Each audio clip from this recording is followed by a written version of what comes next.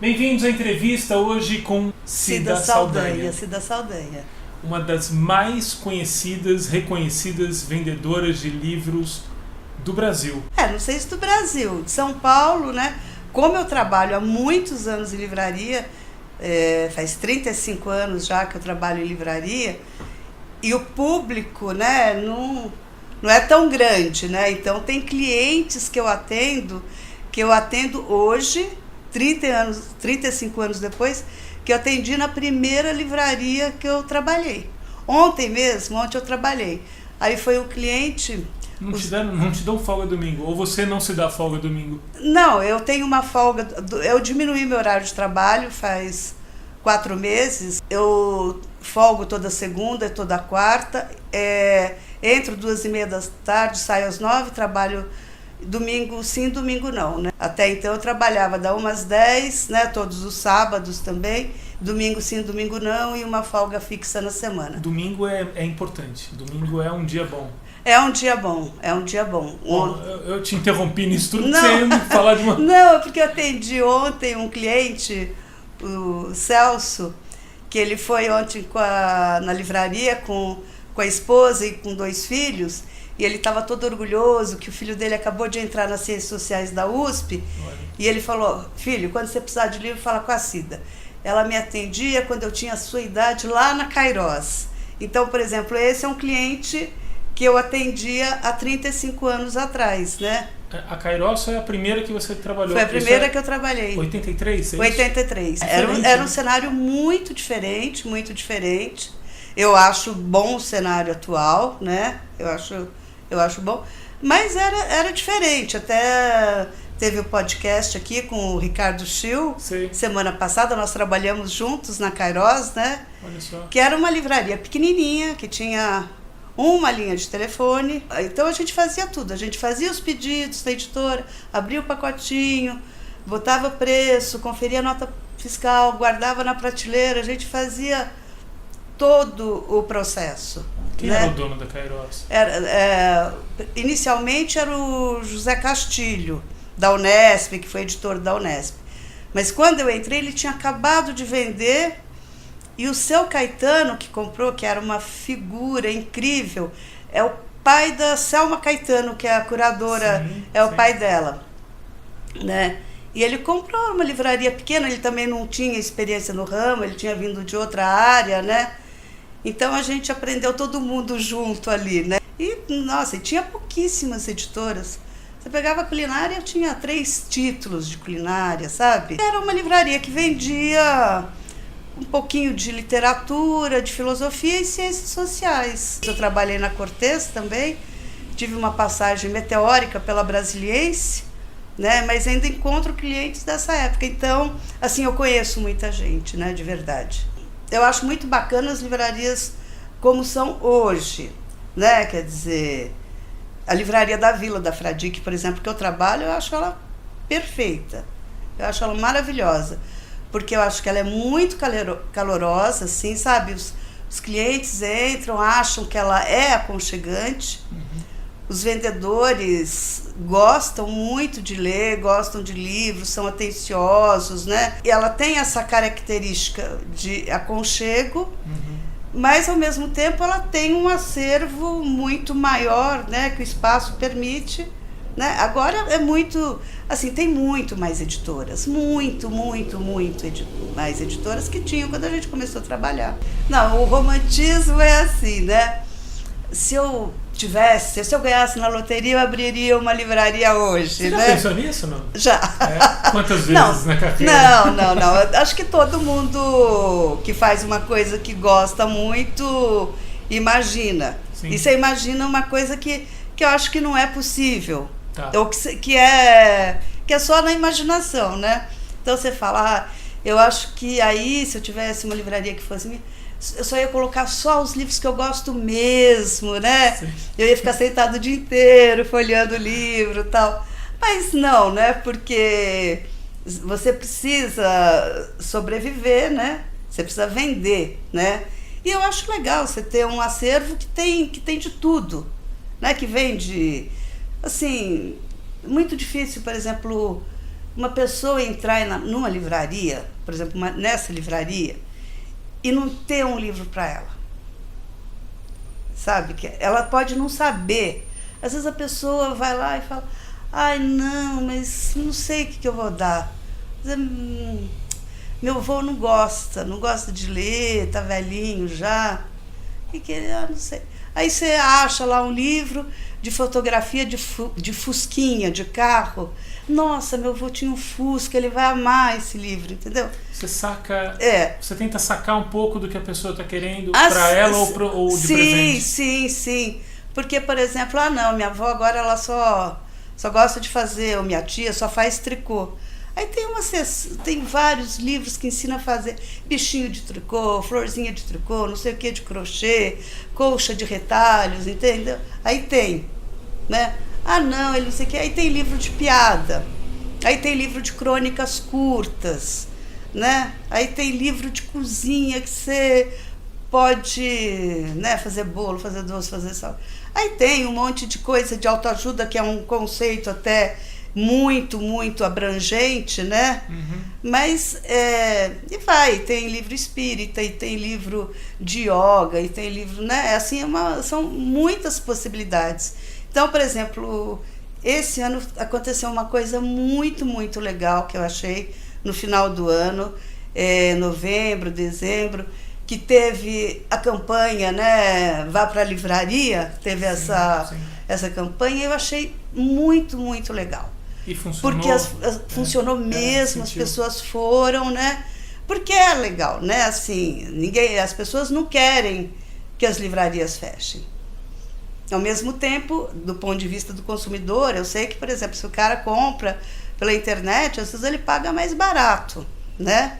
Mas ele não tem entrar na livraria e ter uma conversa legal, ou até com outro cliente que está na livraria. Mas isso foi legal, porque em dezembro que teve eu falei dezembro porque em novembro eu estava de férias, cheguei em dezembro, não acreditei, sabe, aquele movimento, a loja cheia, fila, um clima, um alto astral, assim, sabe?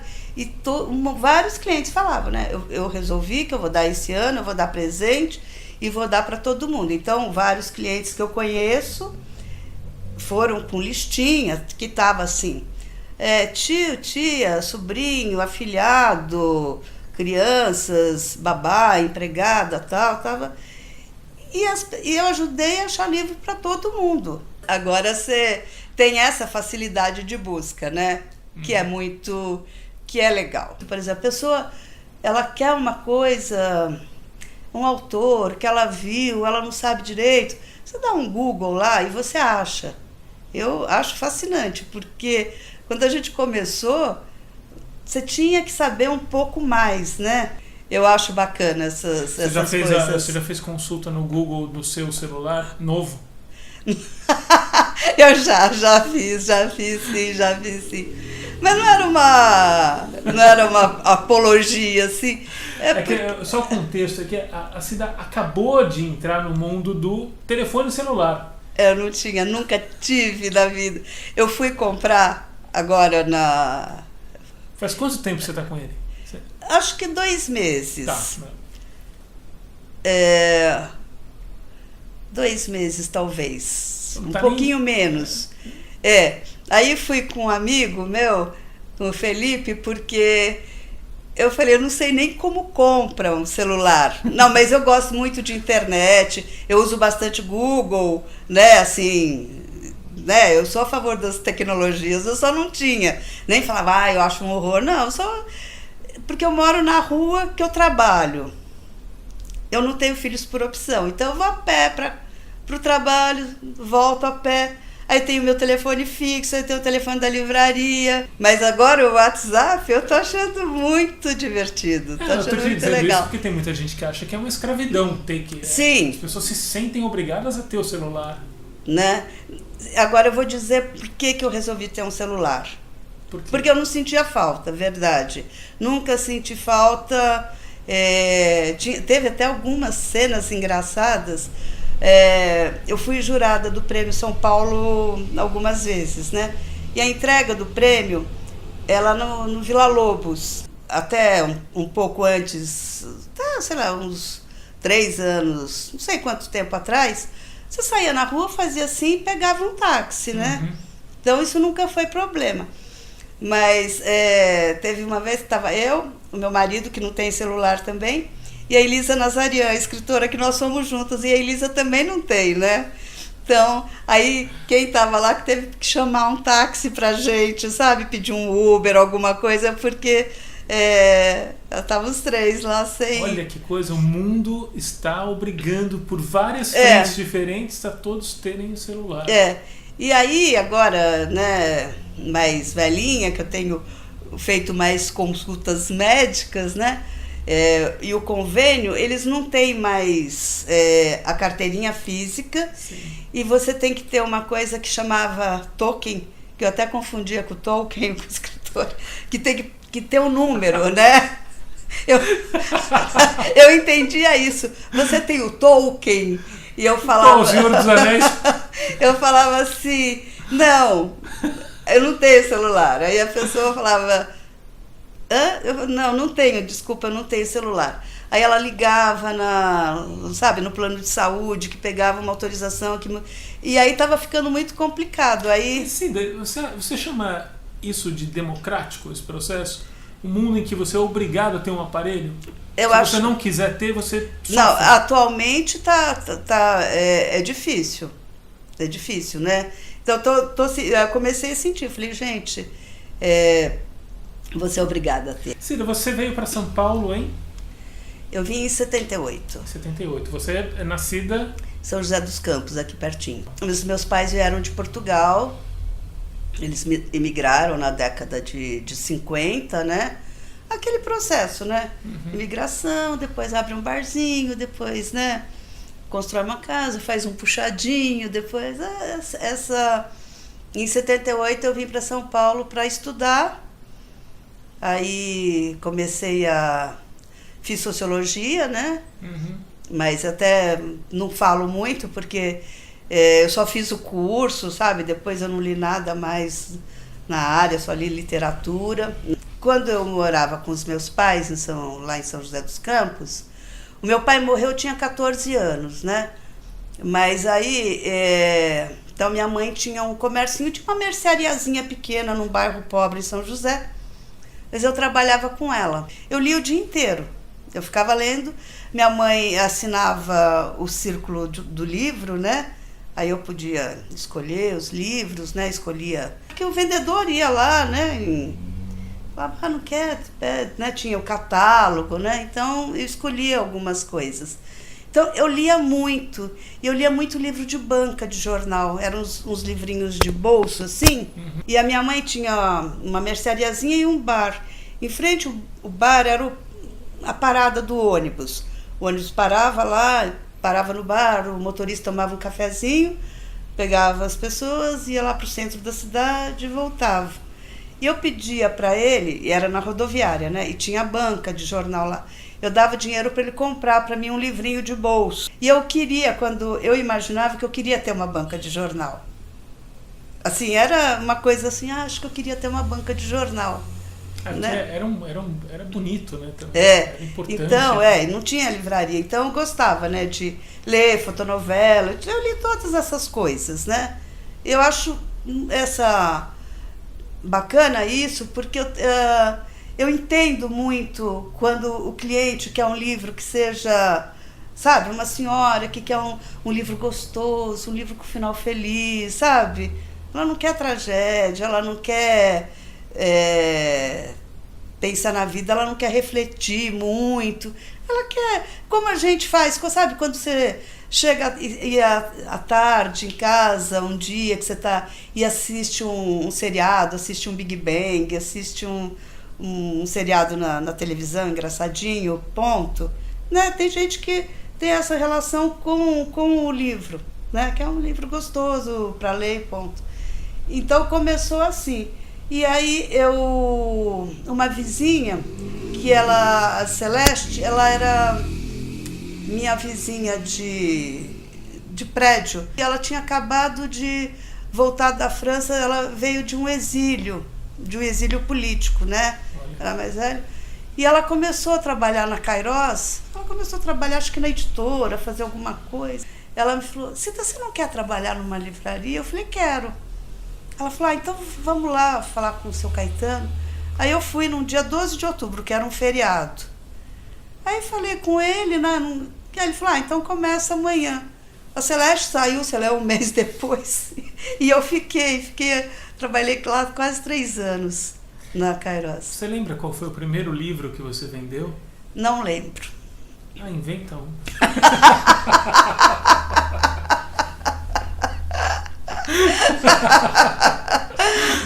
Não. Mas o que eu lembro, assim, quando eu entrei em 83, que eu fui trabalhar na Kairos, é que estava no auge o Luiz Schwartz, né? Ele era editor da Brasiliense. Sim. Ele era o editor, né? Jovem editor, né? Maravilhoso, né? E ele tinha lançado... A Brasiliense era a editora, né? Primeiros passos, também tinha Círculo de Letras, tinha Cantadas Literárias. Então, todos os beatniks, né? O Bukowski, né? O Cartas na Rua. Eu lembro, assim, né? Tinha esse e a LPM, que lançava também o William Burroughs, o Kerouac, Bukowski, Ferlinghetti, né? Tinha essas editoras que eram fortes, né? E então eu lembro que quando eu entrei em livraria foi esse momento que estava essa efervescência, assim. E quando eu mudei para São Paulo, eu vim morar com o pessoal do 4º ano da sociologia, né? Que era um pessoal mais assim. E aí eles ficaram cuidando da minha formação literária, né? Que era, né? Então eles ficaram me dando livros mais... Então eu lembro que os 2 livros que eu ganhei quando eu mudei, as obras completas do Drummond, era aquela reunião de 2 volumes, né? Reunião com vários livros de poesia, né? Que eu, né, nem sabia que gostava de poesia. E eu ganhei também o Sombras de Reis Barbudos, sabe? Do José J. Veiga. A companhia até reeditou. Então, sim, assim, tinha uma turma assim que falava assim, não, a gente precisa melhorar aqui o gosto literário dela, né? Dar umas coisas. Então, eu lembro que eu li. Mas, por exemplo, quando eu li para a escola, no ginásio, o Essa de Queiroz, O Crime do Padre Amaro, por exemplo, eu lembro que eu fiquei apaixonada. Eu gostei muito, muito, muito, muito. Você lê de tudo? Atualmente, eu leio assim, de tudo. Quer dizer, eu li de tudo, né? Atualmente, eu melhorei um pouco. Você ficou mais exigente, não é? Ah, sim. Mas isso é um processo natural, né? E trabalhar em livraria é uma coisa muito interessante.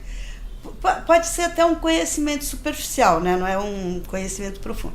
Mas você descobre um monte de coisas que você nem imagina que você gostava. É uma coisa impressionante, sabe? Você não sabia que gostava daquilo.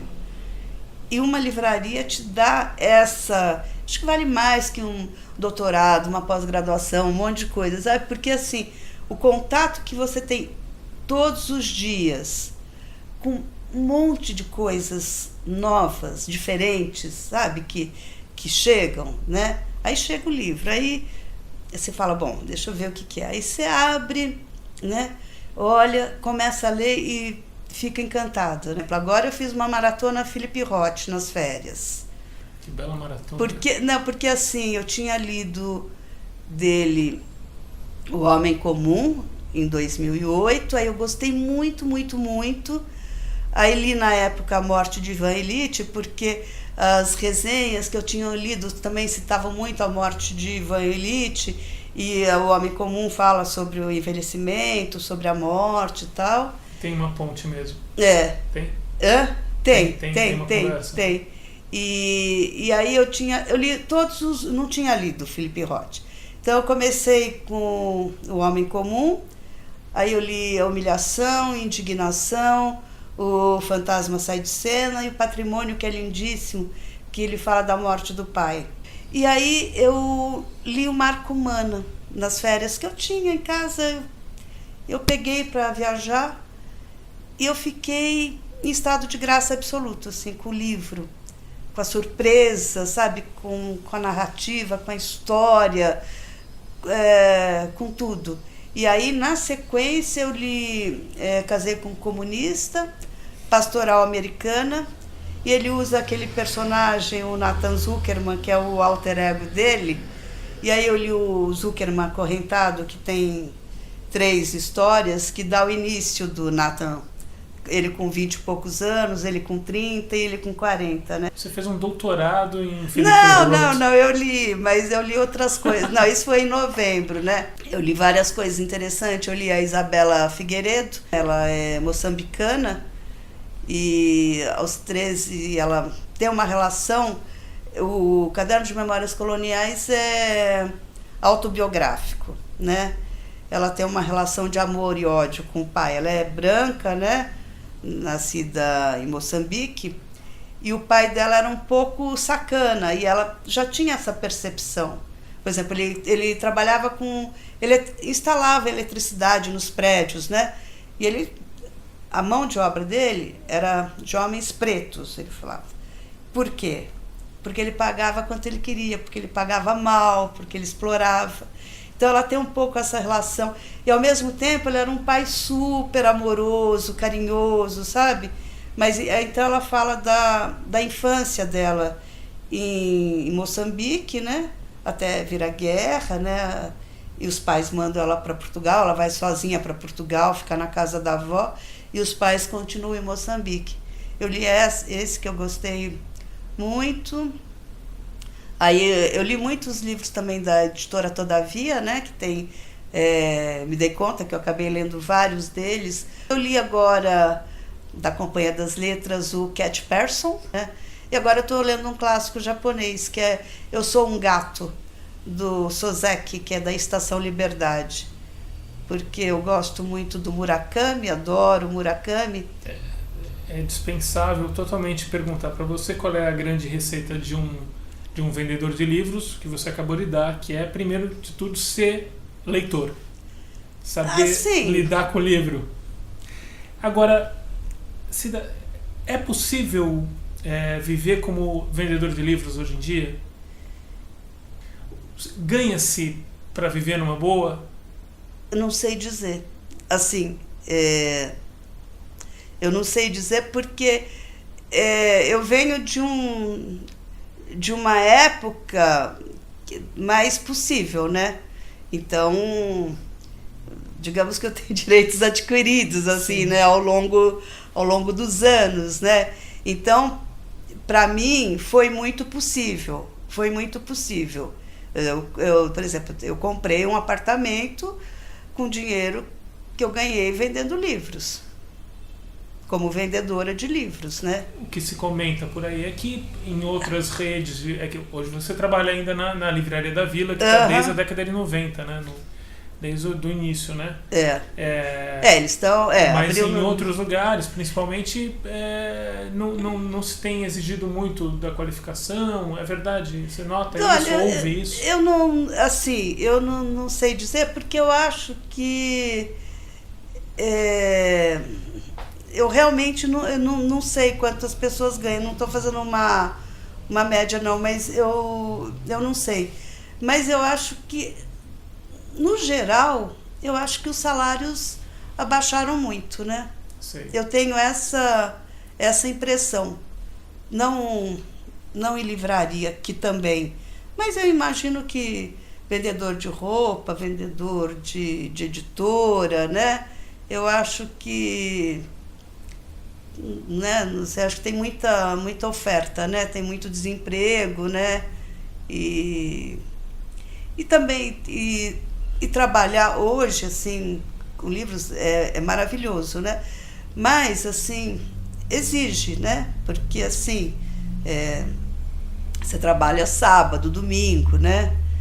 Então, por exemplo, você tem 22 anos, né? Você tem um monte de amigo que está indo acampar porque, né, sexta-feira é feriado e ele vai emendar sexta, sábado e domingo, e a tia tem uma casa na praia e o amigo tem um carro grande e te chama e você não pode porque você vai trabalhar sábado e domingo, né? Então tem que ter um gosto especial por isso. Tem que ter um gosto... Um engajamento que é próprio. Exatamente, né? Então, assim, porque é um trabalho gostoso, mas tem muito trabalho físico para fazer, né? Assim, tem que carregar a caixa de livro, tem que expor os livros, tem que limpar os livros, guardar, arrumar a sessão, então atender o cliente, sorrir, quer dizer, você pode, no seu intervalo, você pode sentar e ler um livro, mas durante o horário de trabalho não, né? É trabalho, né? É trabalho. Então é puxado, né? Tem que gostar mesmo, né? Seu marido tem a ver com esse mundo do livro também, não? Tem a ver, sim. O Léo trabalhou mais de 20 anos na Livraria Cultura. E aí ele resolveu parar por conta própria, né? Nossa, vocês foram rivais dentro de casa. Quanto você vendeu hoje? Não, isso sempre foi... Bom, Não, ele também lê pra caramba, gosta de ler muito, né? Então, sempre foi uma troca muito bacana, né? Porque, assim, é muito difícil você trabalhar com livro e você não ficar encantado. Não, de verdade, sabe? Porque... E as pessoas que vão na livraria, né? São incríveis. Eu sou apaixonada pelos clientes da livraria. Mas tem gente chata também. Poucas. Eu acho bem poucas. Existe um tipo chato de cliente em livraria? Um personagem, assim, não se referindo a alguém especificamente, mas um tipo. Tem chatos em todos os lugares, né? Como é que é o cliente de livro chato? Eu só sei falar dos bacanas, viu? Tá bom, a gente tá com uma carência de bacanice no mundo, é melhor a gente ficar assim. Não, mas aqui assim, de verdade, eu gosto muito do cliente. Assim, eu gosto, eu tenho empatia, sabe? Eu acho legal, a pessoa vai lá, quer escolher um livro, sabe? Eu fiz amigos incríveis trabalhando. Eu troco muita informação, assim, sabe? Os clientes me indicam livro, eu indico livro para eles. Eu gosto, é lógico que tem cliente, né? Mas olha, você sabe que quando eu comecei a trabalhar com livro, entrou um cliente, aí eu falei, o senhor quer uma ajuda? Ele falou assim, prefiro errar sozinho. Bom, eu falo dessa livraria, né? Porque é nessa que eu trabalho, né? Há 28 anos que eu venho todos os dias aí. Você conhece a livraria, sim, né? Na Fradique. Quem vai nessa livraria, a pessoa tá querendo comprar um livro. Eu lembro quando tinha a livraria Belas Artes, né? Uhum. As pessoas iam ao cinema, né? Tô falando isso de 20 anos atrás, 30. Quando Belas Artes era o cinema. E aí, enquanto não começava a sessão, você entrava ali na livraria porque é o que estava à mão. Ou no shopping, né, que passa um monte de gente, a pessoa fala, tem uma livraria, vou entrar aqui. Né? Ou no Conjunto Nacional, onde, né, a cultura, né, que tinha um ponto maravilhoso, uma circulação de milhões de pessoas. E, lógico, entra gente que gosta de livro e também que está matando tempo, que entra também. Agora, nessa livraria, se tiver 10 clientes, 9 são compradores em potencial, né? Eu tenho muita sorte, né? Eu trabalho num lugar maravilhoso, né? Então, não é assim, sabe, pessoa... Aí você pega, por exemplo, às vezes um domingo, já tem um outro tipo de cliente. Tem um trecho de um conto do Borges em que tem um encontro de um sujeito com alguém do futuro, daí tem uma hora que esse sujeito do futuro diz que antigamente lançava-se livros demais e a maioria era desnecessária. Alguma coisa ele fala assim. Qual é a sua opinião sobre isso? Tem muito livro desnecessário ou cada livro é necessário? Bom, assim, um pouquinho das duas coisas, né? Às vezes eu acho que tem muito livro que as pessoas não vão dar conta, né, de ler. Tem muitos que é mais do mesmo, né? Uhum. Porque, assim, tudo, né, existe a cópia, né? Então, por exemplo, um cara começa a vender cachorro quente, né? O cara tem uma ideia. Aí passa 2 meses, você vê um monte de gente, né, vendendo e tal. E aí, por exemplo, sai uma coisa, por exemplo, sai o Sapiens, do Harari. Uhum. Daí passa 2 meses, tem um monte de livro com o mesmo assunto, sabe? E assim, eu lembro quando saiu o livro sobre a alma gêmea, que alguém teve encontre sua alma gêmea, né? E tal. Aí passa um pouco, aí um monte, né? O livro de colorir, né? Os primeiros que tinham eram bacanas, né? De repente, assim, você não aguentava mais ver, porque todas as editoras, e tinha alguns que eram bem feinhos, né? Então, às vezes, tem um pouco de excesso. Às vezes, uma frase, eu acho que já vale o livro, sabe? Às vezes, assim, um capítulo. Eu já fui jurada, né? Às vezes que eu fui chamada, né, para o Prêmio São Paulo, né? Eu aceitei todas, né? É muito livro. Assim, são 200 livros para você avaliar em 2 meses, né? Quer dizer, não é que você vai conseguir ler todos. Tem alguns que você lê 3 páginas e fala, eu penso, vale 200 mil, né? O prêmio vale 200 mil? Eu acho que não, né? Então, vamos... Fora que durante o ano eu já leio muita literatura brasileira por interesse próprio. Então, às vezes que eu fui chamada, vários, eu já li inteiro o livro, né? Porque eu já acho que... Eu já penso assim, se eles me chamarem, eu já li um monte. Se eles não chamarem, né? Como dizia minha mãe, conhecimento não ocupa espaço, né? Então, vamos ler que é bom. E, então, eu leio muita coisa que eu não leria, né? Isso foi uma coisa incrível, né? Muita coisa, então, vem livro de todos os estados do Brasil inteiro, livro mimeografado, às vezes, sabe? Livro bem... Mas, às vezes, assim, o livro é super mal escrito, mas a ideia é maravilhosa. A história é boa, mas é mal escrito. Tem alguns que são bem escritos, mas são chatos, sabe? Você percebe que... né? E tem, às vezes, uma coisa, sabe? Às vezes um capítulo chama a atenção. Então, eu acho que se vai ser bom para a pessoa que leu, se ela acredita, eu acho que já está valendo. Eu tenho vários clientes que compram, o cara quer comprar todas as novidades bacanas que saíram. Ele não vai conseguir ler tudo. Assim como você não vai ler todos os livros que você tem de uma vez, eu não vou ler, mas é legal você ter a sua biblioteca e saber que o livro está ali, que você pode pegar. Por exemplo, a Marca Humana, esse que eu levei para ler, que eu fiquei encantada, eu tinha alguns anos que estava na minha casa. Agora chegou a parte que eu mais gosto, que é de ganhar presente. Trouxe 2 coisas. Eu trouxe essa embalagem, que eu embalei o livro. Você que fez? Não.